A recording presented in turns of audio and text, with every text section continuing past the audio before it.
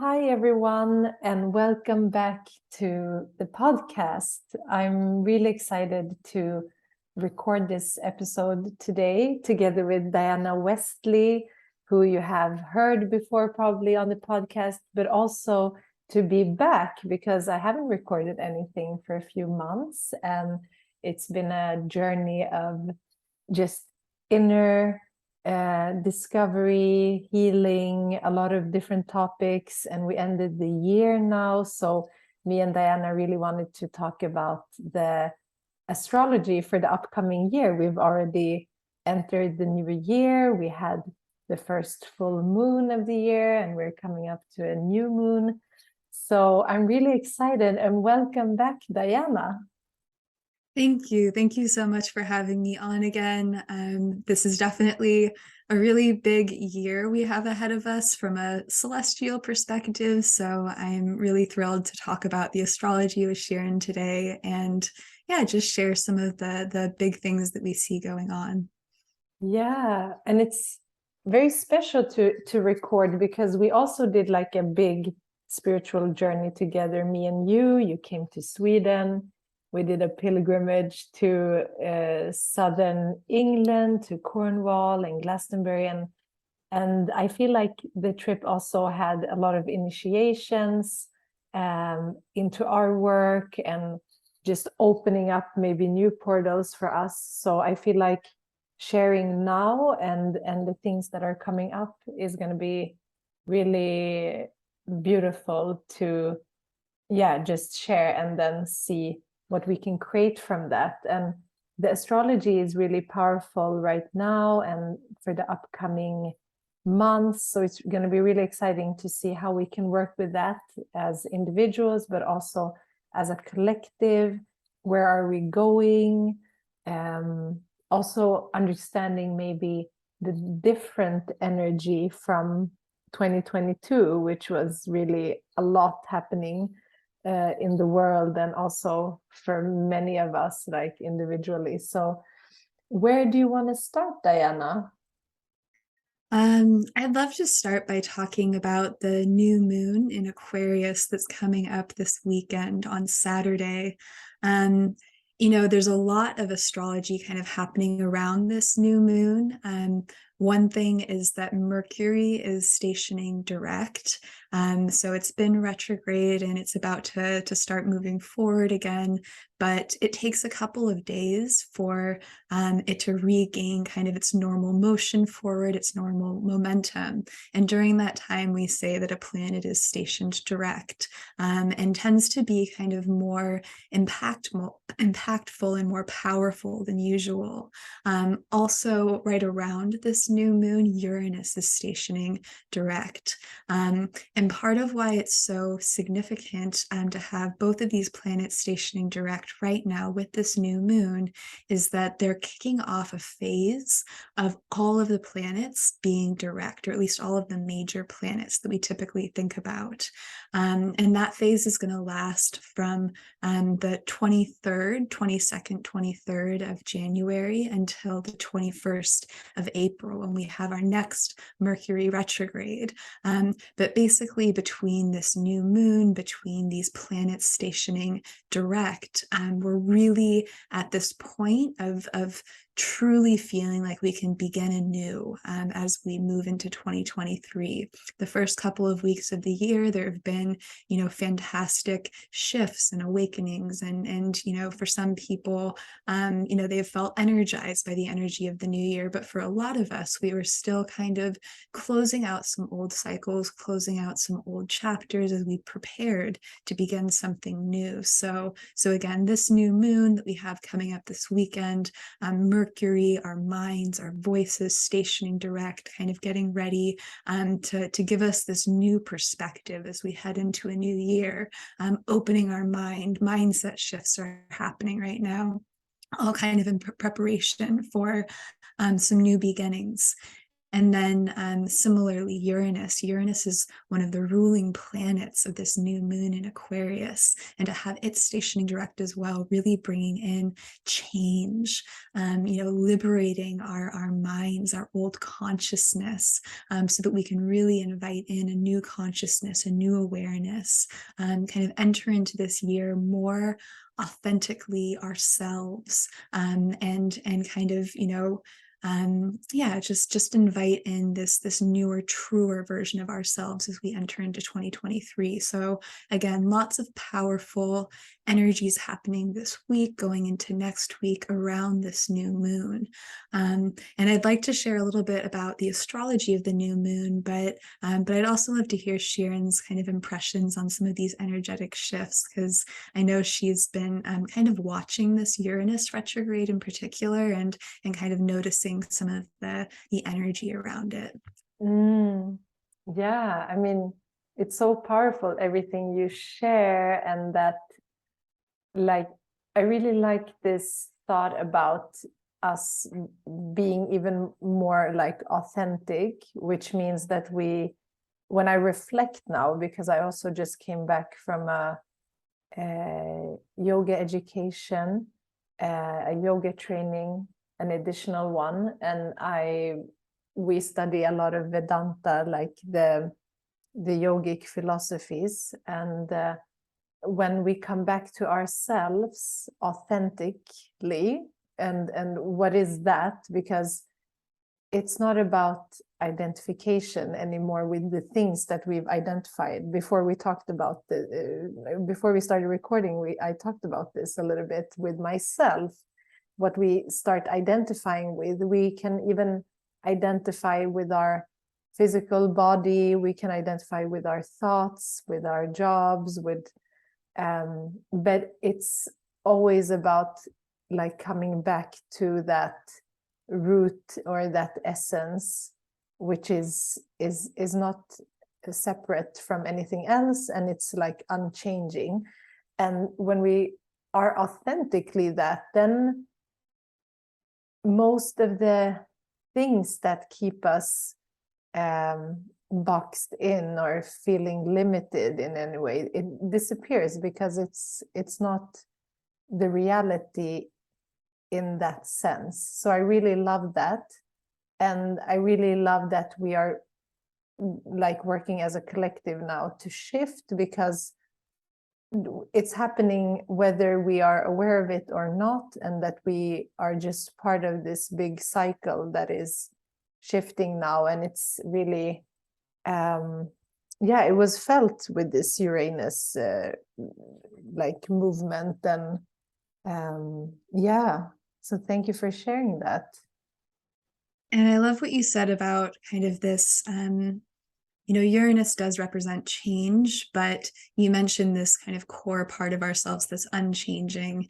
And since Uranus is in Taurus right now, and Taurus actually, it has a lot of associations, but one of its, I'd say, kind of truest associations is with that inner self, that unchanging self, that place of inner calm and peace that we can access when we connect with our core values, the core of who we are.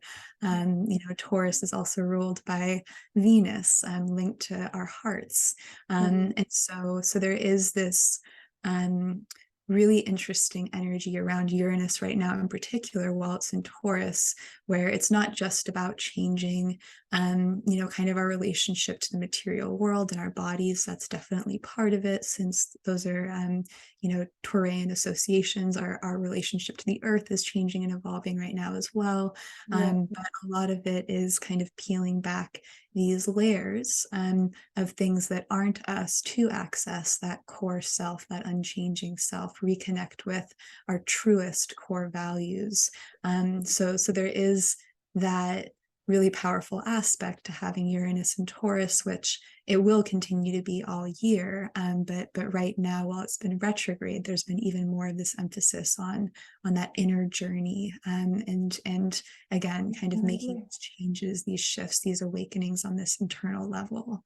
And just exactly, I really resonate with that. And I'm thinking that Uranus as a also collective force, and it's been in a sign of the goddess and the feminine connected to the body. And we have been moving backwards as a collective when it comes to these matters and the values and the set things that have been here for a long time. So maybe like we hope that this last phase is like, because its last phase has been extremely apparent in the world with what's happening in women's rights movement. So we hope that like this Uranus breaks free from these old paradigms now, and especially in this sign and in this cause. Yeah. And, you know, it's interesting because there have been, anytime Uranus is in the picture, we're looking at kind of some progressive movements of saying, like, let's move into the future, let's make changes, and also some kind of regressive movements, people who don't want change. And so we definitely have seen some more like progressive movements of people saying, you know what, we're going to fight for change no matter what, like we're going to risk it all to ensure that change happens, and kind of like this equal resistance. But there have been some areas where I've noticed that change has kind of started to happen more easily. One is in the world of like modeling and fashion. When I was growing up, you couldn't find a model that wasn't stick thin, but now it's becoming, you know, modeling is starting to reflect more of like the real person, or at the very least, you know, some different body types than it used to, you know, reflect. And so when you go to purchase something, sometimes you can see like a pair of pants on someone who, again, is kind of like that stick thin model from the 90s, but you also can see it on someone who might have more your own body type, you know, or kind of, you know, curvier body types, people who are tall, people who are shorter. You're seeing models that are older as well. So it's not just people in like their early 20s or teens. So I'm definitely starting to notice that, you know, there's this shift away from there being one beauty standard at the very least, one type of body that's kind of idealized, into more of a celebration of lots of different body types. So there are some shifts that are happening, and I haven't, maybe there has been resistance to that in the fashion world, but since I'm not part of it, I don't know. But it's definitely, you know, we're starting to see kind of this rebellion and resistance against, you know, kind of confining the body at the very least to one norm, to one look. So that's been kind of cool to see. And I think that with Uranus and Taurus, we're going to continue to see at the very least like that forward progress, but hopefully a lot more. Definitely. Very important. Yeah. Really quickly, coming back to this new moon, there are a couple of other planets and significant asteroids that are going to be involved in it. One is that the new moon is going to be conjunct Pluto, and Pluto is in the late degrees of Capricorn. The new moon is going to be at 1 degree of Aquarius. This is significant for a couple of reasons. One is that, you know, Pluto does represent this principle of endings and destruction. There's an emphasis on, you know, kind of the death of an old way of things and the birth of a new one. Since Pluto is closing out its time in Capricorn right now, it's actually going to enter Aquarius this year, and it will dance back and forth between the two signs, between Capricorn and Aquarius, for a little bit longer. But there is this really big shift happening. So when we think about kind of shadow Capricorn, this can look like, you know, a small group of people in power kind of oppressing the masses, or oppressing certain groups of people that they don't want to see empowered. We also think of, you know, old kind of maybe outworn definitions around success, around people's value and things like that can come up. Old systems that again can kind of promote injustice or inequality. And so when we see Pluto in Capricorn conjunct this new moon in Aquarius, we see again kind of this interesting balance between maybe some of the old shadow qualities of Capricorn, especially since Pluto rules the lunar south node. It has this link to the past right now. Kind of paired with this emphasis on the new, on these new beginnings, on the progressive side of Aquarius. And so I sense that this new moon, having this be the first one of the year, is very reflective of what's to come. This is going to be a big year of kind of pushing forward and fighting for change, while again, maybe there's this continuation of some old power paradigms that we're kind of starting to release and move away from, but I do sense there is going to continue to be some resistance. But again, Pluto does give us this opportunity to allow old things that aren't working to be destroyed. So there is this quality of Pluto that says, okay, this may be the last hurrah where we're holding on to some of these old systems and structures that promote inequality, injustice, and so on, that keep certain people disenfranchised, and all the rest of it.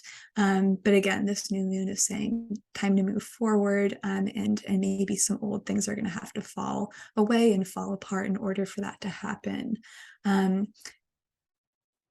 Part of why this is also interesting, kind of the degree of this new moon and having Pluto there, is that this new moon is happening right around the point of the Great Conjunction that we had a couple of years ago at the end of 2020.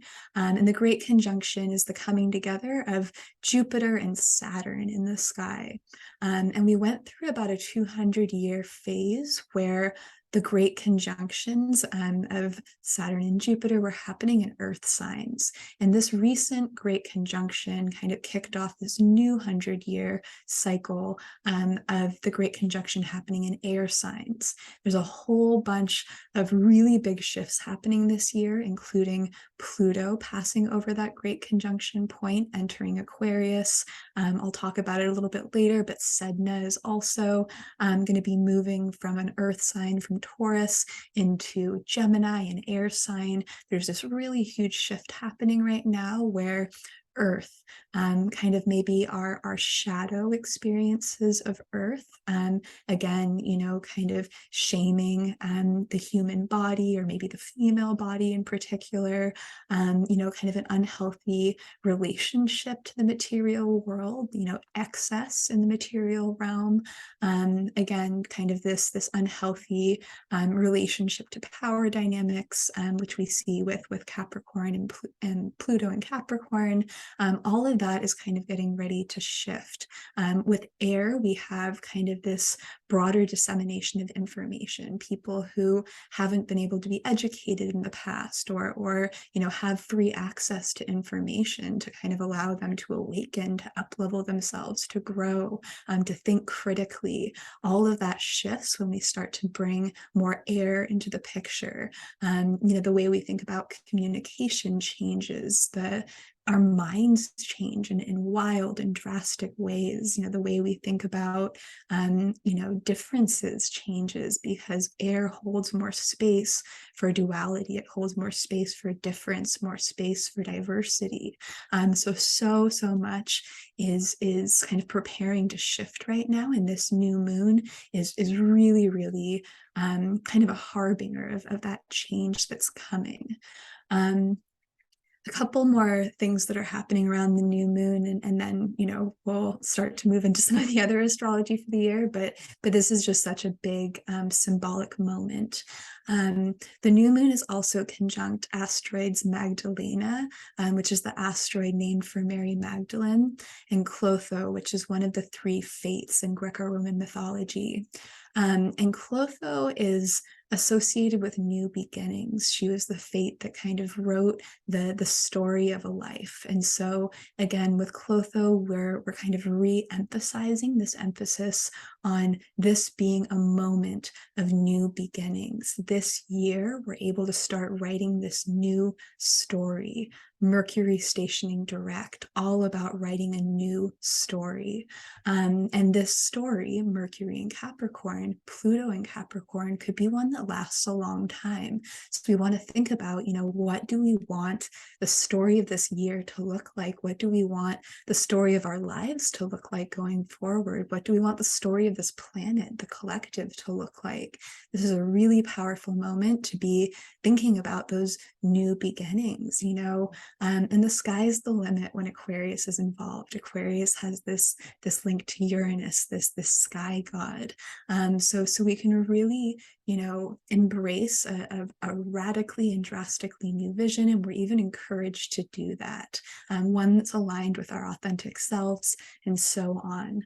And then, of course, with Magdalena there, with Mary Magdalene in the mix, we can't help but think about this major epic shift that's happening around the way we see the feminine right now, the way we treat women. Mary Magdalene, as kind of an archetype, she represents this kind of condemning of women. And she was this very educated woman who was the first apostle. She was the teacher. And yet she's been kind of denigrated and demeaned. And back in the Middle Ages, there was kind of this shift in her reputation, where she went from being the first apostle to being conflated with another Mary in the Bible and is seen as a prostitute, which isn't the worst thing in the world, but if it's maybe not your true story, and suddenly the Mary was kind of being put down, or Mary Magdalene in particular, and just seen in this untrue or false light for centuries. And that became part of our consciousness, this, as we call it, like the Madonna whore complex. And so again, this whole, she became like this scapegoat for all of the anger and negativity felt toward women in kind of the greater Christian religion, or Catholic Church maybe in particular, and was kind of condemned to this negative fate for quite some time. But recently there's been this kind of reawakening around Mary Magdalene. Back in, I believe it was the 60s, the Catholic Church said, whoops, at some point in time, someone made a mistake. She wasn't actually a prostitute, or we have no reason to believe that. She was conflated with another Mary in the Bible. And a lot of people don't know that, but again, this is all part of kind of restoring, the role of women in one of kind of the major religions of the world. And so that's a big part of this shift as well, is, what are these stories we've told about women, about the feminine? There's a big time to re-story women, the feminine, our experience of the feminine, especially in kind of this spiritual space, or thinking about femininity in a spiritual way.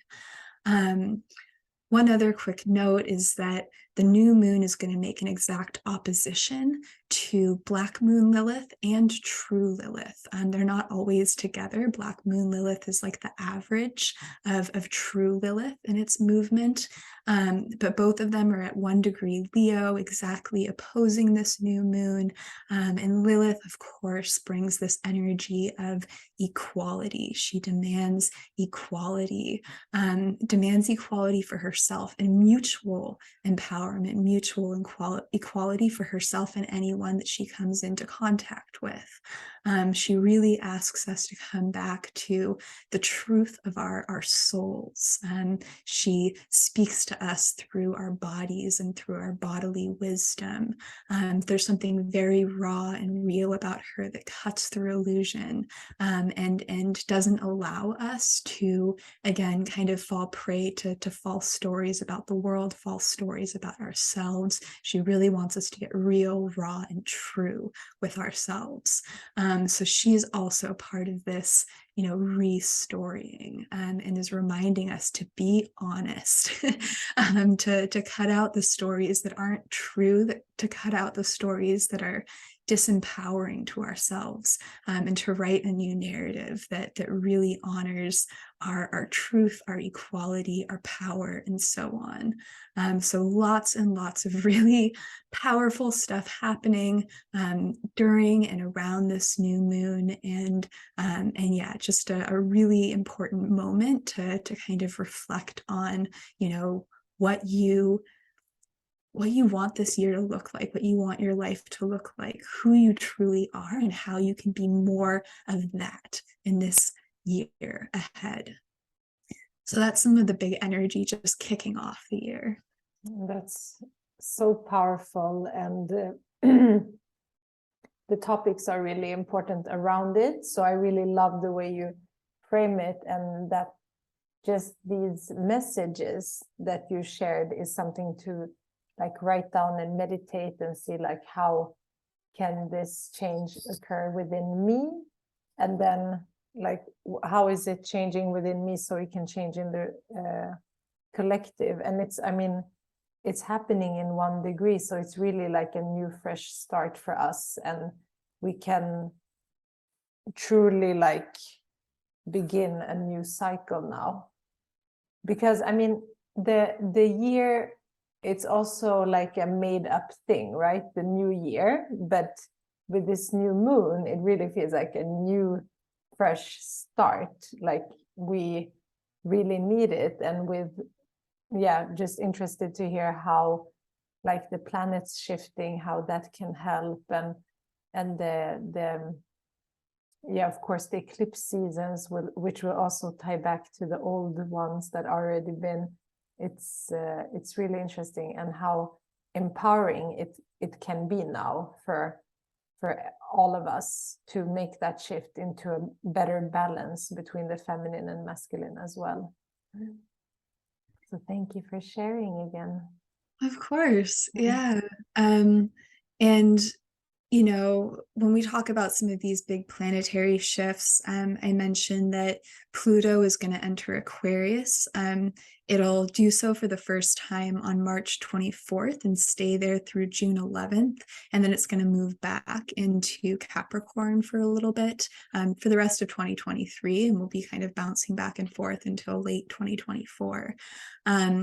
But when you brought up gender equality just now, something that I recently learned, I've been reading this really fascinating book called Mythic Astrology by Ariel Gutman and Kenneth Johnson. And I didn't know that the Olympian ruler, kind of back in ancient Greece, the Olympian ruler of the sign Aquarius was actually the goddess Juno. And Juno is the goddess associated with kind of harmonizing the masculine and feminine energies. She was the goddess of marriage. And so marriage is all about being able to take two different entities, two people who are different and balance and support one another, and to create some sort of creative synergy between those two people to create this beautiful balance of mutual respect, mutual empowerment, and so on. And Aquarius is a sign known for duality and its ability to hold space for duality. And so having Juno kind of be this kind of co-ruler. Saturn and Uranus are the rulers that we typically think of for Aquarius, but having Juno in the mix really does bring this reminder that if we want to be truly liberated from darkness, that's kind of the archetype that we're working with Pluto in Aquarius. Pluto represents the underworld. It represents the darkness, the compulsions that we can get stuck in, but also our ability to re-empower ourselves by confronting our underworlds, making that descent, getting comfortable with the darkness and finding our power therein. Having Aquarius there, Aquarius wants to liberate us. It wants to awaken us to our unconscious minds, to the these unconscious drivers so that they don't motivate and move us from this compulsive, unconscious, maybe fear-based place, but rather to recognize, what's driving us, what's moving us, what's motivating us from that underworld, so that we can work with it in a more conscious way. Aquarius really just wants consciousness, it wants freedom, it wants liberation. And so Juno in the mix says, maybe the only way we can truly be liberated from the darkness, we can experience true liberation and true freedom, is to find this new balance between the genders, the new balance between the masculine and the feminine, kind of this divine marriage of these energies, first within ourselves, then within the relationships in our lives, and ultimately within humanity at large. And so that's going to be a really big energy that we're working with this year as Pluto enters Aquarius, is this ability to hold space for that duality, starting within ourselves. I tend to think of this shift as also being a big movement from like power being held by a select few. Like power is kind of a zero-sum game, which we can get into this like stuck space with when we have Pluto in an earth sign, and particularly in Capricorn. But when it moves into Aquarius, this is very much an energy of power to the people, of personal empowerment and people reclaiming their personal power.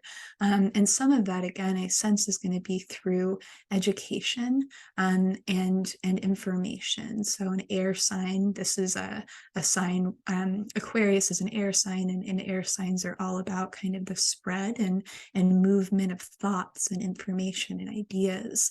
And certain people in parts of the world have been kind of blocked off from receiving true information.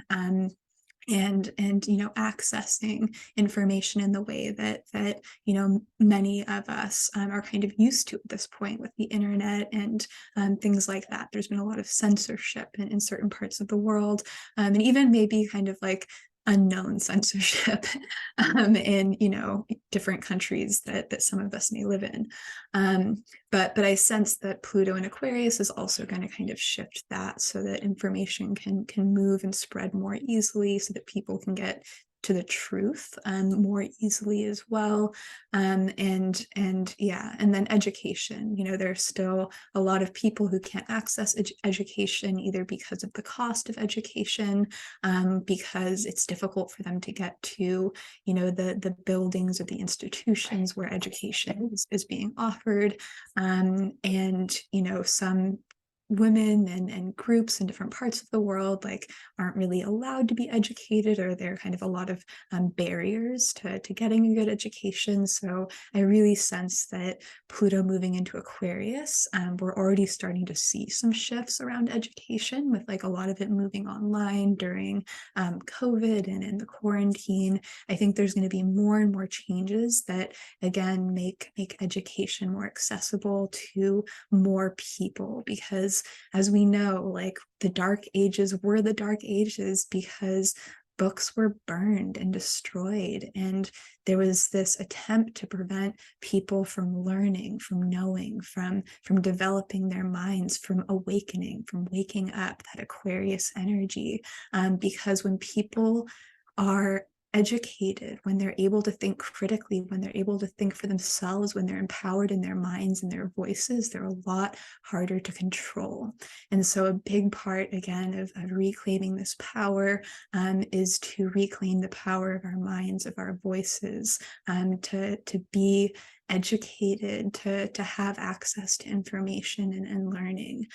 So these are some of the really big shifts that I see coming, kind of starting with this new moon, continuing with Pluto moving into Capricorn, and so on. Yeah. Do you have any further thoughts or reflections on that, Sharon? I just feel like it's, I mean, so many important themes, like you said. So we have different levels of knowledge intake, and on certain levels, it felt like, so if we look at it as a collective, we have definitely been served different information and knowledge, and that's like I love everything that you brought up also with Mary Magdalene and all that, because that's also like how information got distorted, right? And then like, what is the truth? And now I was reflecting on this, like, how are we moving into like oneness for, like, in truth? We can do it now within ourselves, but how are we doing it in the world? It is through these access of like flow of information that we didn't have just 10 years ago or when we grew up, right? And it's so important that everything that you're sharing, it also gives hope that we are shifting into something that is like, again, we always, when we talk, we get back to this balancing, like when something is unbalanced. And for so long, we're not talking about a cycle of only a month or a year. We're talking about thousands of years of cycle. And within this, every year is a up and down shift. But I feel like everything that you shared for this year is so important and a reflection of everything that we saw last year so clearly. Like, it hasn't been this clear maybe ever, like how the world is, but that's what needs sometimes to happen, to let everything come up to the surface. So it's really interesting, and I'm really excited to see like this new energy of Pluto in Aquarius, and how that's gonna like move away from this patriarchal systems and structures. Yeah, it's a lot of interesting reflections. How do you feel like this year? What if you would think about one, and especially with the eclipses and all of those bigger shifts, like what is something that you feel like here maybe a major pivotal point could be? I mean, everything is evolving, but how do you feel like that looks like, if there's one or two bigger things that we can like really consciously remember? Yeah, I'd say that Pluto phase of having Pluto moving into Aquarius, like that's going to be a really big time to kind of notice, because again, it's going to move back into Capricorn, but from late March into early June, we're going to have kind of this maybe this new clarity of what's to come that we can kind of hold on to as Pluto moves back into Capricorn, and we have to kind of go back into this space of confronting the old, making some changes, both within ourselves and within society at large. So kind of paying attention to that phase and what comes up for you during that time. Interestingly, Pluto is kind of a genderless planet, and it's not, even though Pluto the god was male in nature, Pluto is actually kind of seen as being quite feminine in certain ways. And I sense that part of that is that Pluto has a counterpart. He's got Persephone, the goddess of the underworld, the queen of the underworld. And Persephone does do this annual dance between being in the underworld and being in the world of the living with her mother Ceres / Demeter. And so I sense that all of us are going to be kind of doing this dance with Persephone for a little while, where we really have to kind of, go back into the darkness at times and deal with some things that are difficult within ourselves, within society at large. It's not gonna, when Pluto enters Aquarius, it's not just going to be suddenly that everything is new and different, and we've leapt forward into the future. There's going to be this back and forth, and so again, kind of being prepared for that it's not just going to all happen at once, and that it's going to require this this back and forth movement between the underworld, the darkness, the challenge, the compulsion, the resistance, and kind of moving back into the light. And you mentioned the eclipses. Those will be really interesting, happening in late April and in early May, because we're about to prepare for this big nodal shift. So the moon's north and south node, these kind of evolutionary points, with the south node representing kind of the karmic past, the north node representing something that we're growing toward and evolving toward at this point in time. Those are preparing to change signs. And so on July 17th, the north node will move from Taurus to Aries, the south node will move from Scorpio to Libra, and the upcoming eclipses are kind of going to be, once again, this like harbinger of that change, readying us for this nodal shift. So the first eclipse in April is going to be a total solar eclipse, a new moon total solar eclipse at the 29th degree of Aries. And so again, the eclipse in Aries is preparing us for this shift toward the north node in Aries. Then the following eclipse, a lunar eclipse in Scorpio, is going to be a full moon in Scorpio balanced by the sun in Taurus, kind of bringing us back to complete and round out some of the lessons of the north and south node in Taurus and Scorpio. Part of why it's interesting that we have this nodal flip happening this year, this nodal shift, is that the ruling planet of the north node in Taurus is Venus. One of the ruling planets of the south node in Scorpio is Mars, the traditional ruler. When the nodes change signs, the ruling planet of the north node in Aries is going to be Mars. The ruling planet of the south node in the south node in Libra will be Venus. And so we're flipping the script. So we've been really focusing on developing this Venus energy, rethinking this Mars energy. And now it's going to be, how can we maximize this Mars energy and rethink how we work with Venus? Venus and Mars do have this association with the divine feminine and the divine masculine. So I really sense that this year, with the nodes changing sign, with again Pluto in Aquarius, and again I'll talk a little bit about Sedna in Gemini, but all of these movements are saying, how can we find better balance between the masculine and the feminine? Like, this is really core to some of the big changes and shifts that are happening. Even thinking about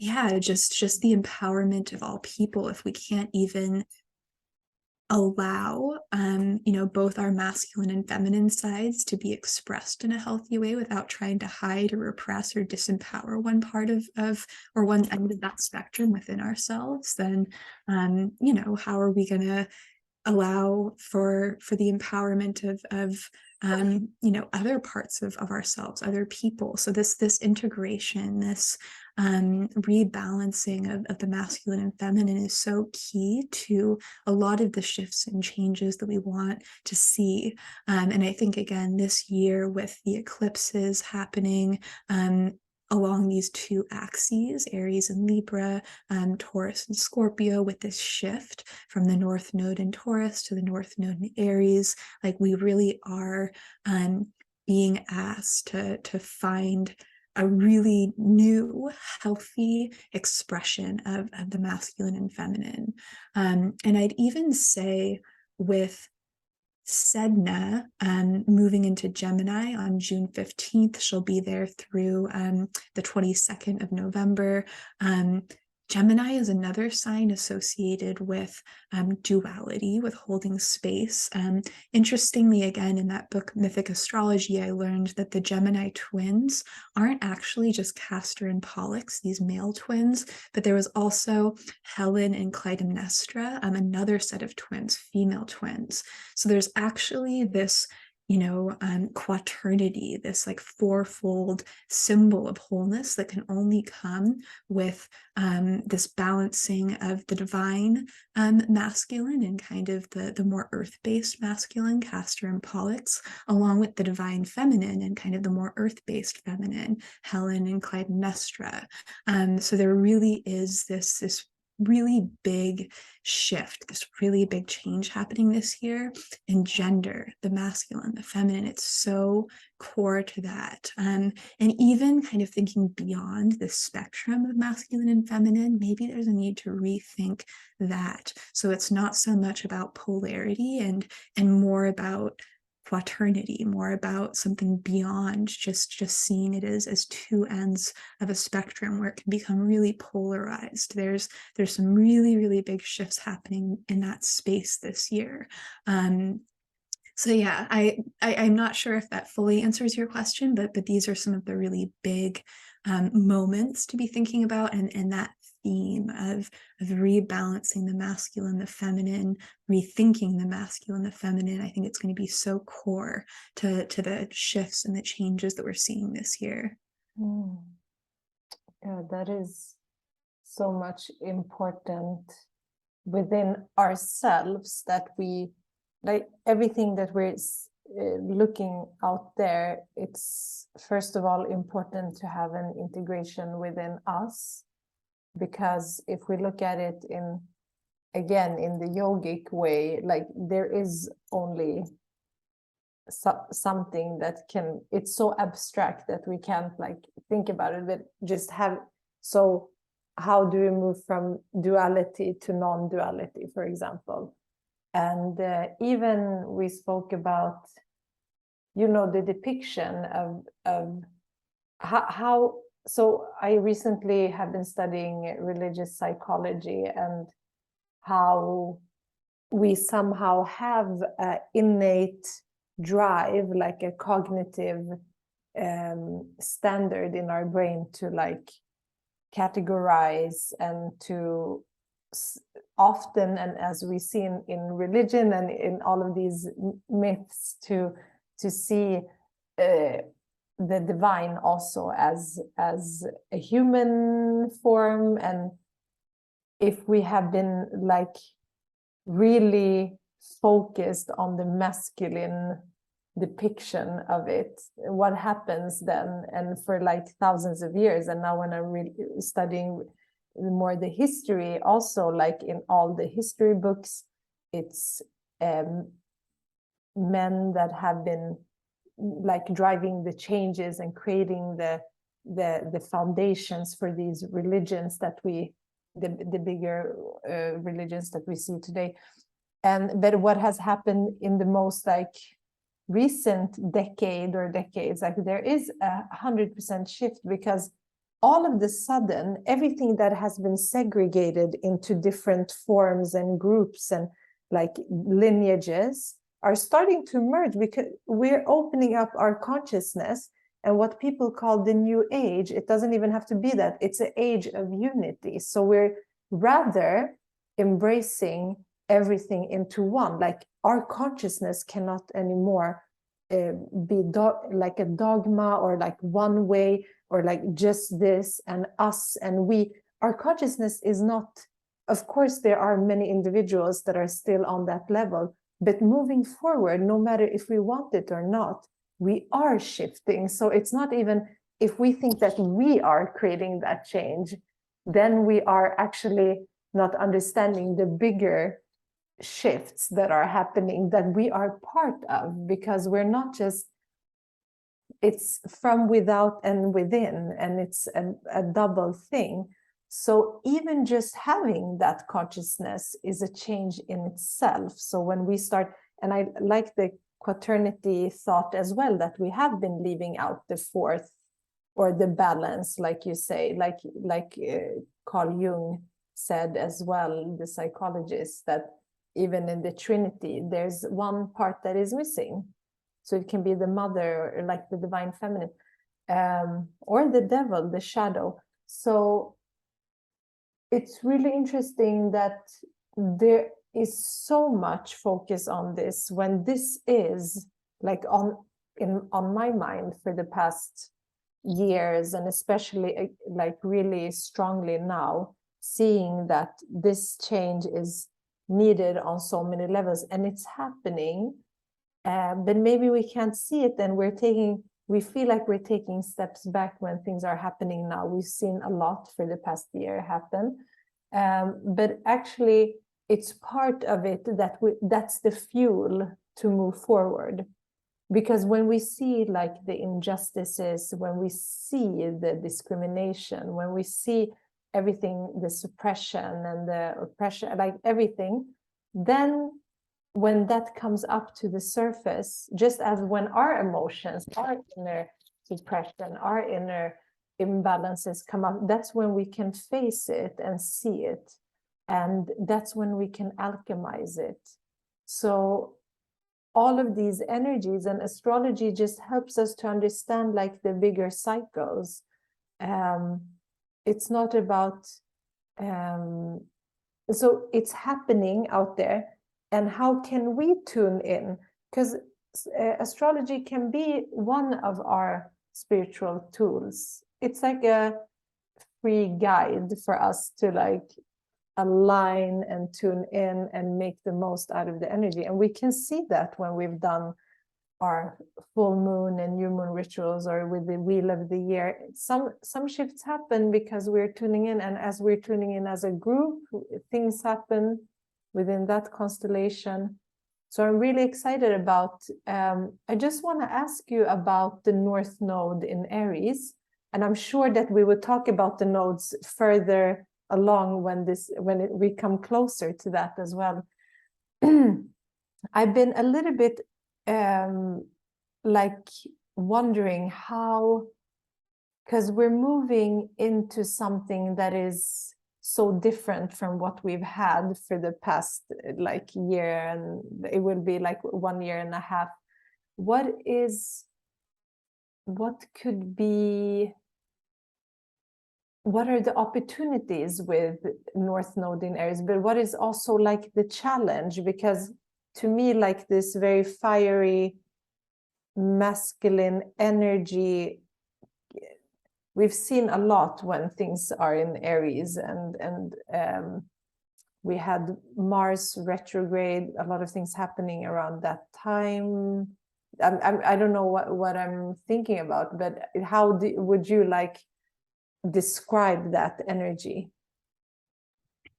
Yeah, so I think that Aries is sometimes a misunderstood sign, because, so taking a quick step back, there are these different rulerships over time of the different signs, and in Olympian cosmology, like ancient Greek cosmology, Aries was actually ruled by Athena, who is a warrior, but a warrior goddess, versus Mars, the god of war.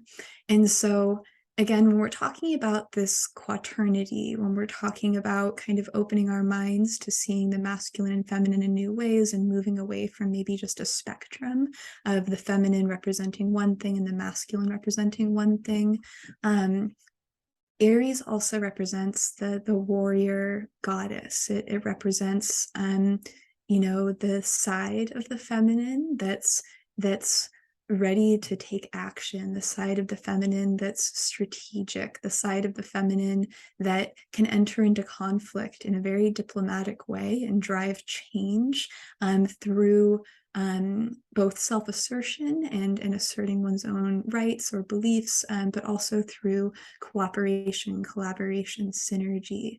And so there is that side to Aries as well. It's got a masculine and a feminine side. Aries is all about kind of developing our courage to begin anew. So in Aries is the first sign of the zodiac.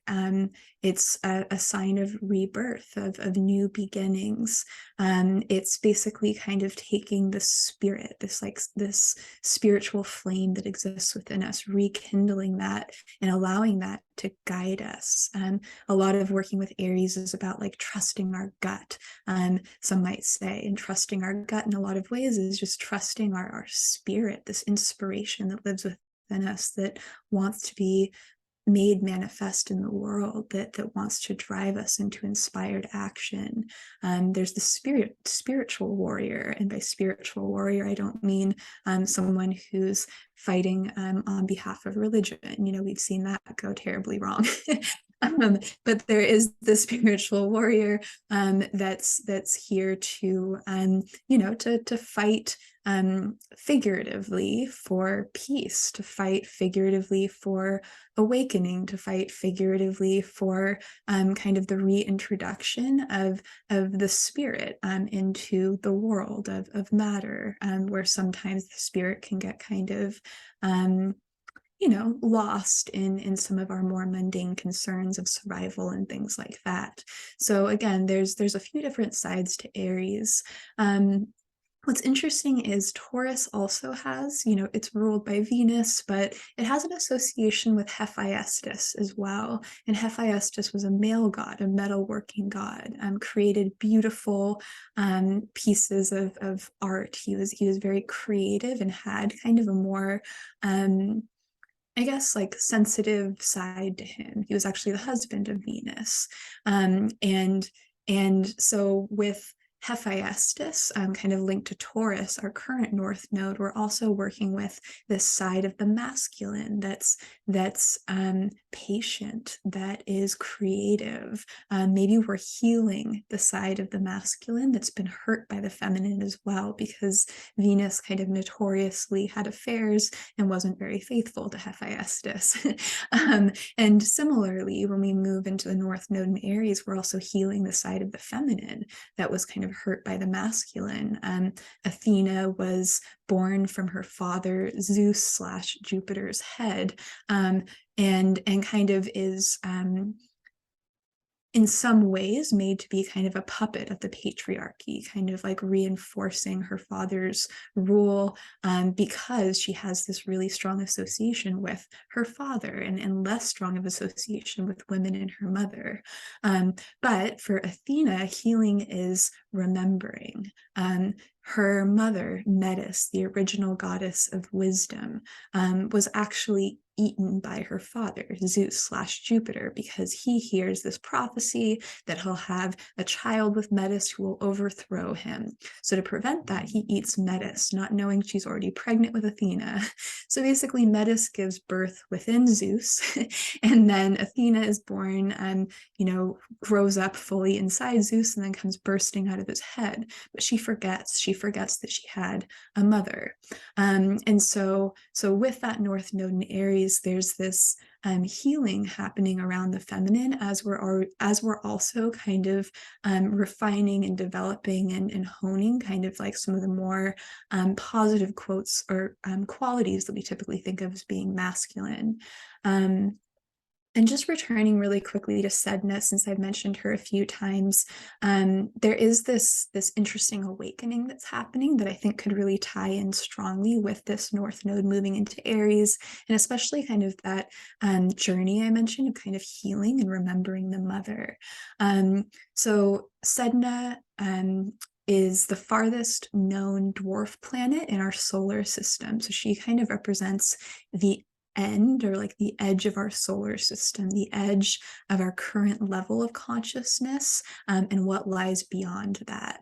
So when we think about Sedna from like an archetypal perspective, she is epic leaps of consciousness, leaps forward into new ways of being, new ways of thinking, new understandings, new awakenings, and so on. In mythology, like so many other goddesses, she has this descent that she experiences. Basically, life is really not going so well for her. She has a husband who turns out to be someone other than they said they were.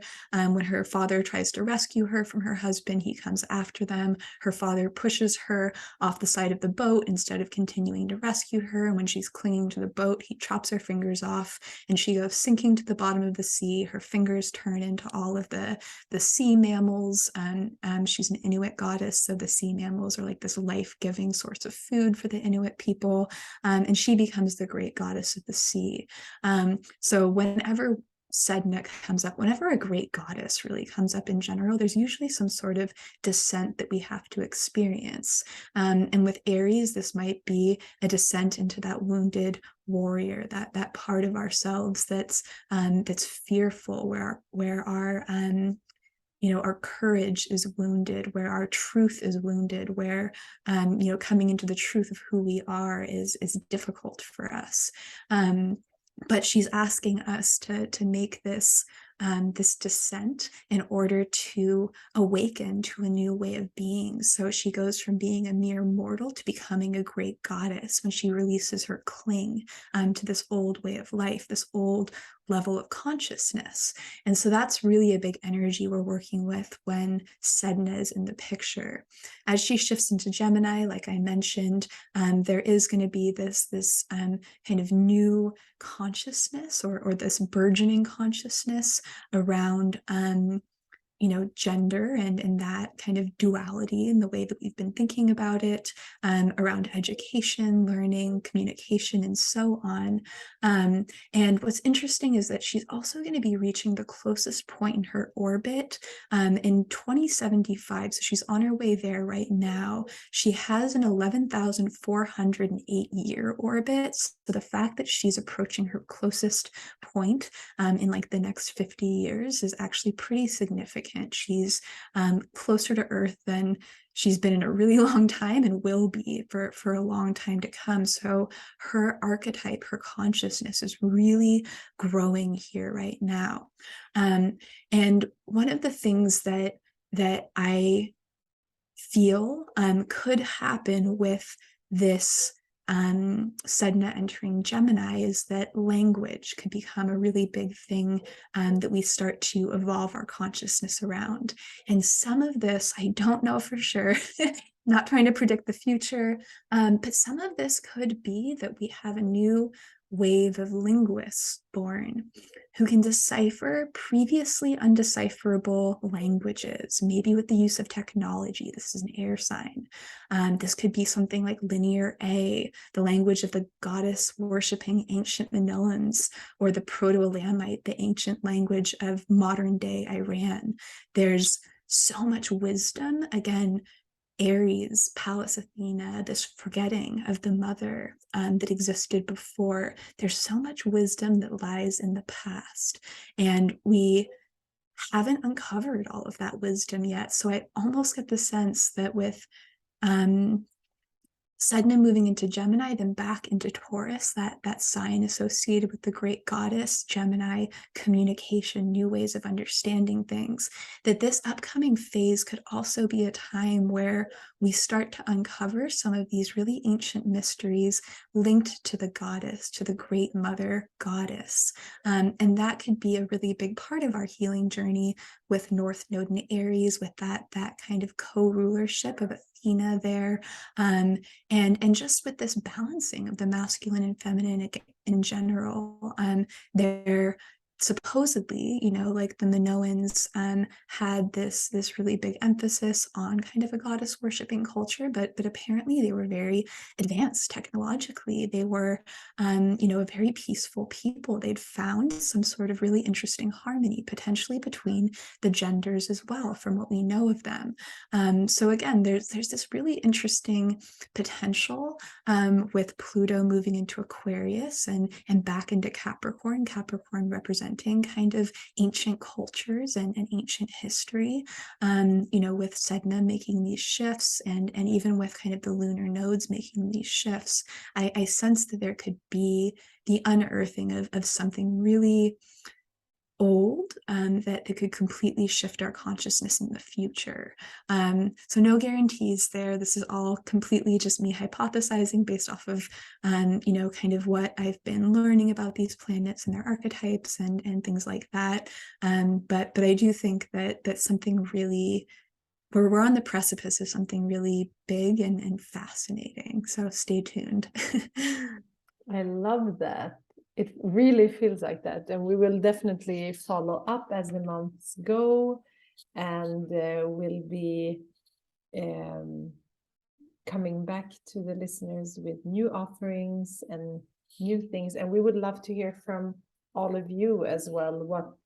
How are your thoughts about the new year? You can just connect with us on social media, and also what you would love to work with more within your own practice, and how we can support you in that. So I'm really excited, and yeah, I hope that this new moon opens up a new portal for all of us, and for new things to arise, and for new innovations and new just awarenesses, and how we can move forward. So yeah, I want to thank you so much, Diana. Do you have anything you want to share as a last thing? No, I'm really grateful that you had me on again today. Grateful for all of the listeners who are tuning into this podcast. And yeah, Sharon mentioned earlier, just kind of having to kind of hold out hope as we're moving back and forth between feeling like we're taking a few steps forward and a few steps back. Definitely hold on to that hope this year, because change is coming. It's imminent, it's inevitable, it's the only constant, right? Yeah. And so kind of think about what you'd like to see that change look like for you, and what you'd like that change to help you manifest in your life as we're beginning this year with the new moon and all of that good stuff. And thank you again. This has just been so much fun. I love talking with you, Sharon. So many interesting thoughts and insights and ideas arise when we're together. So just thank you again. Thank you. And I always love to talk to you and listen to your wisdom. And I'm really excited to share this, and for everything else that we're going to share this year. So thank you so much. And I hope that everyone that has listened have something, a seed that they can take in to this year, and to let it grow. And if you have any questions, you can connect with us. All of the links to both of us are in the show note. If you want a personal reading from Diana, you can visit her website, and yeah, you have all the links there. So I'm really grateful. Thank you so much, Diana. Thank you, Sharon.